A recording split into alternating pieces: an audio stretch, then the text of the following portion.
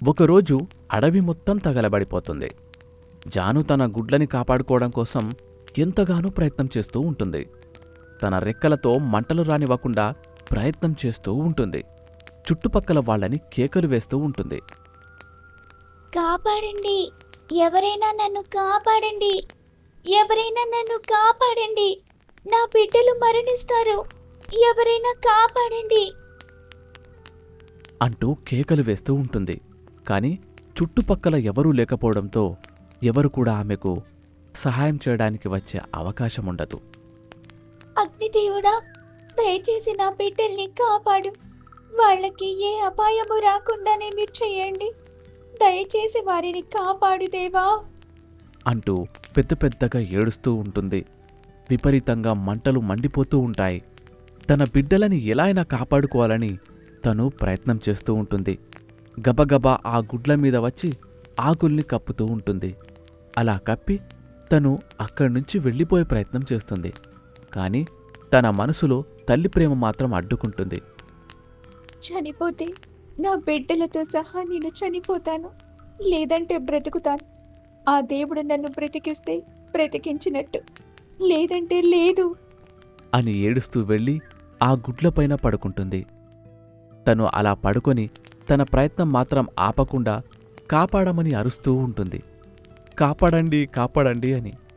అప్పుడు అటుగా వెళ్తున్న బుజ్జి అనే మగపిచ్చుక, ఓటు అనే గ్రద్ద రెండు కూడా ఆ కేకలు విని, మిత్రమా, ఎవరో ఆపదలో ఉన్నారనుకుంటా, అడవి కాలిపోతుంది, మనం వెంటనే వెళ్ళి సాయం చేద్దాం పద అంటూ తనని తీసుకుని వెళ్తాడు. ఓటు అక్కడికి వెళ్ళిన వెంటనే ఆపదలో ఉన్న జానుతో, భయపడకు, త్వరగా నా దగ్గరికి రా, నేను మిమ్మల్ని తీసుకెళ్తాను. నన్ను బిడ్డలుగా తయారవుతున్న నా బిడ్డలున్నారు, ఈ గుడ్లను కూడా నన్ను కాపాడండి. మిత్రమా, నువ్వు సురక్షితంగానే ఉన్నావు కదా, ఈ గద్ద మిత్రుల వల్ల నేను సురక్షితంగానే ఉన్నాను. మీరు ఇక్కడికి ఎలా చేరుకున్నారు? అడవి తగలబడటం మేము చూసి ఇక్కడికొచ్చాం. మేము ఎంతగానో భయపడ్డాం, నీ గురించి, నీ పిల్లల గురించి. దేవుడు మిమ్మల్ని సురక్షితంగా ఉంచాడు. అసలు అడవి ఎలాగా ఆ మంటలంటుకుందో అర్థం కావటం లేదు. ఇది ఎవరో కావాలని చేశారు. అవును, ఇది నిజంగానే కావాలని ఎవరో చేశారు. అప్పుడే మోహి అనే కాకి ఎంతగానో సంతోషపడుతూ వాళ్ళ దగ్గరికి వచ్చి, మిత్రులారా, నాకిప్పుడు చాలా సంతోషంగా ఉంది. నా శత్రువుని మంటలో కలిపివేశాను, అడవి తగలబెట్టేశాను అని అంటూ ఉండగా వాళ్ళందరూ ఆశ్చర్యపోయారు. ఏంటి మిత్రమా నువ్వంటుంది? అడవి తగలబడటానికి కారణం నువ్వా? ఎందుకిలా చేశావు? నీ వల్ల ఎంత ఘోరం జరిగిందో తెలుసా? ఏం ఘోరం జరిగింది? నా శత్రువు అందులో కాలిపోయి చచ్చాడు. ఎవరు నీ శత్రువు?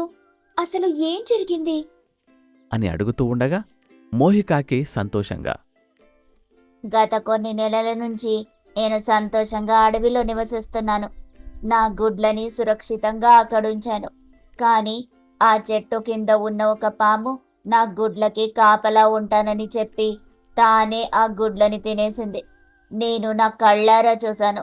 ఆ నమ్మక ద్రోహం తట్టుకోలేకే తనని చంపాలని అనుకొని అప్పటికప్పుడే అడవికి మంటలంటించాను. అడవిలో ఆ పాము కాలి బూడిదైపోయింది. నా పగ తీరిపోయింది. ఆ మాట వినగానే, నీ శత్రువుని అంతం చేద్దామనుకుని అడవిని తగలబెట్టావు. అనుకోకుండా ఆ అడవిలో తన గుడ్లు ఉండిపోయాయి. సమయానికి మేం వెళ్ళాం కాబట్టి సరిపోయింది, లేదంటే ఎంత ప్రమాదం జరిగేదో అంటూ జరిగిన విషయమంతా చెప్తారు. దానిని విని, అయ్యయ్యో మిత్రమా, ఇదంతా నేను కావాలని చేయలేదు. అసలు ఇదంతా నేను ఊహించలేదు. అడవిలో నేను తను తప్ప ఎవ్వరూ లేరనుకున్నాను. మీరు నాకు ఎప్పుడు కనబడలేదు. మేము ఉత్తర దిశగా ఉన్నాం, మీరు దక్షిణ దిశగా ఉన్నారు. అలాంటప్పుడు మనం ఎలా కలుస్తాం? మరేం పర్వాలేదులే, దేవుడి దయ వల్ల మాకు ఏమీ కాలేదు. అయినా మోహిమిత్రమా, నువ్వు నాకు చెప్పాల్సిందే. నీ శత్రువుని నేను హతమార్చేవాడిని, ఇదంతా జరిగేది కాదు. నేను దాని గురించి అసలు ఆలోచించలేదు. కడుపు రగిలిపోయి వాడిని చంపాలని నిర్ణయించుకొని చంపేశాను అని అంటుంది. ఇంకెప్పుడు అలా చెయ్యొద్దని తనతో చెప్తారు. ఎందుకంటే నీ శత్రువు గురించి ఆలోచిస్తే మిగిలిన వాళ్ల పరిస్థితి ఏంటి? ఏదైనా ఉంటే సరాసరి శత్రువుతోనే తలబడాలి, ఇంకా ఎప్పుడు కూడా ఇలా చేయొద్దు అంటూ ఆమెకు బుద్ధి చెప్తారు ఇంకా ఇలాంటిది ఎప్పుడు చెయ్యను. అని అంటుంది. ఇక తర్వాత వాళ్ళందరూ ఎక్కడ ఉండాలి ఏంటి అని ఆలోచిస్తూ మాట్లాడుకుంటూ ఉంటారు. మీ అందరి కోసం మేము మంచి ప్రదేశాన్ని చూస్తాము, అక్కడ ఇండ్లను ఏర్పాటు చేసుకుని మీరు సంతోషంగా ఉండొచ్చు, రేపు ఉదయాన్నే అక్కడికి వెళ్దాము, ఈరోజు వరకు మీరిక్కడే ఉండండి అని అనగా అందుకు వాళ్ళు సరే అని అంటారు. ఆ రోజు వాళ్ళందరూ అక్కడ వాళ్ళకు కావాల్సినంత విశ్రాంతి తీసుకుంటూ మరుసటి రోజు ఉదయం వాళ్ళందరూ కలిసి ఒక ప్రదేశానికి వెళ్తారు. అక్కడ చుట్టుపక్కల వాతావరణం చాలా అద్భుతంగా ఉంటుంది. చెట్ల నిండా పండ్లు, మంచి నీటి సరస్సు, చాలా అద్భుతంగా ఉంటుంది. ఇక్కడ చాలా చాలా ఆహ్లాదకరంగా ఉంది. మనందరం ఇక్కడే మంచిగా ఇళ్లను ఏర్పాటు చేసుకొని ఉందాం. అందుకు వాళ్ళు సరే అని చెప్పి అక్కడే ఇళ్లను ఏర్పాటు చేసుకుని ఉంటారు. జానుచిలుక తన పిల్లలతో ఈ విధంగా మాట్లాడుతుంటుంది. పిల్లలు, మీరు త్వరగా బయటికొస్తే మీకు ఈ అద్భుతమైన ప్రపంచాన్ని చూపిస్తాను. ఇది చాలా అందంగా ఆహ్లాదకరంగా ఉంటుంది. మీరెప్పుడు బయటకొస్తారు అని నేను ఎదురు చూస్తూ ఉన్నాను అని అనుకుంటూ నిద్రలోకి జారిపోతుంది. రోజులు గడుస్తూ ఉన్నాయి. గుడ్ల నుండి పిల్లలు 4 బయటకు వస్తాయి. దాన్ని చూసి జాను సంతోషపడుతుంది. చుట్టుపక్కల వాళ్ళందరూ కూడా అక్కడికి వస్తారు. జాను పిల్లల్ని ముద్దాడి వెళ్తారు. మోహి ఆ పిల్లల్ని చూసి, నా పిల్లలు కూడా బ్రతికుంటే ఇలాగే ఉండేవాళ్ళనుకుంటా. నాకు ఈ పిల్లల్ని చూసి చాలా సంతోషం కలుగుతుంది అని తన పిల్లల్ని దగ్గరికి తీసుకుంటుంది. అలా తీసుకుని తను ఏడవడం మొదలు పెడుతుంది. వాళ్ళందరూ కూడా ఆమెను ఓదారుస్తూ ఉంటారు. బాధపడకు మిత్రమా, మన నుదుటిన ఏది రాసుంటే అదే జరుగుతుంది కదా, నువ్వస్సలు బాధపడద్దు, మంచి రోజులు నీకు వస్తాయి అని చెప్పడంతో తను కొంత బాధ నుంచి బయటకు వస్తుంది. అలా రోజులు గడుస్తూ ఉంటాయి. పిల్లలు మాట్లాడుతూ తల్లితో, అమ్మా, నాక్కూడా నీలాగే ఆకాశంలోకి ఎగరాలని ఉందమ్మా, త్వరగా మమ్మల్ని తీసుకుని వెళ్ళమ్మా. అబ్బబ్బా, రోజు నాకు మీతో ఇదే పంచాయతీ అయిపోతుంది. మీరు నా మాట అస్సలు వినడం లేదు అని అంటూ తిడుతుంది. ఆ మాటకి పిల్లలు ఏడుస్తూ ఉంటారు. ఇంతలో ఓటు అక్కడికి వస్తాడు. ఎందుకురా పిల్లలు ఏడుస్తున్నారు? మీ మామయ్య మీకోసం వచ్చేశాడు కదా. చూడు మామయ్య, అమ్మ మా మీద అరుస్తుంది. ఎందుకు జాను వాళ్ళ మీద అరుస్తున్నావు? వాళ్ళేం చేశారు? వాళ్ళ మీద అసలు నీకు అరవాలని ఎందుకు అనిపిస్తుంది? చూడు, వాళ్ళు ఎంత ముద్దుగా ఉన్నారు. వాళ్ళు ముద్దుగానే ఉన్నారు, కానీ వాళ్ళ మాటలు మాత్రమే చాలా విచిత్రంగా ఉంటాయి. అప్పుడే ఆకాశంలోకి ఎగరాలని చూస్తున్నారు. ఓ ఇంతేనా? నేనిప్పుడే మిమ్మల్ని ఆకాశంలోకి తీసుకెళ్తాను. చాలా సంతోషంగా అలా తిరగచ్చు. రండి, నా భుజాల మీద ఎక్కండి, గట్టిగా పట్టుకోండి అంటూ తన భుజాల మీద ఎక్కించుకొని ఆకాశంలోకి ఎగురుతాడు ఓటు. జాను పిల్లలు చాలా సంతోషంగా పెద్ద పెద్దగా కేకలు వేస్తూ ఉంటారు. దాన్ని చూసి జాను చాలా సంతోషపడుతూ ఉంటుంది.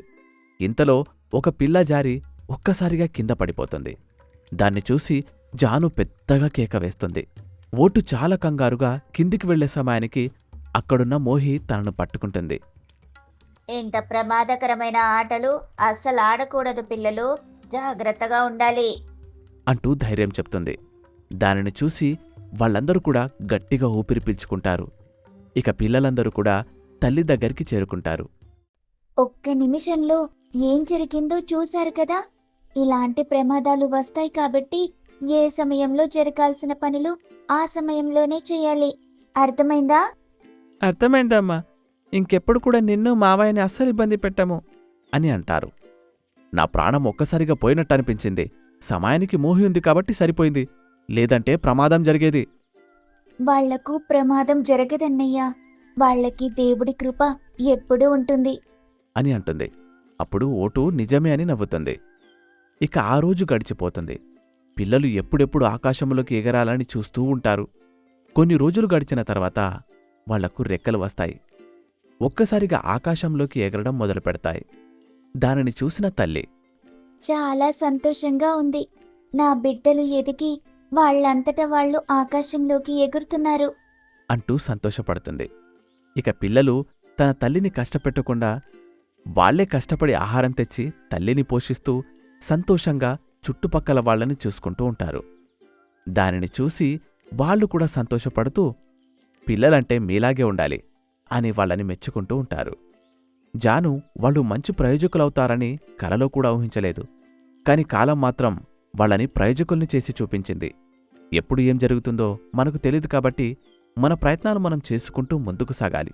భగవంతుడి చల్లని చూపుంటే జరగాల్సిన పనులన్నీ సకాలంలో జరుగుతాయి.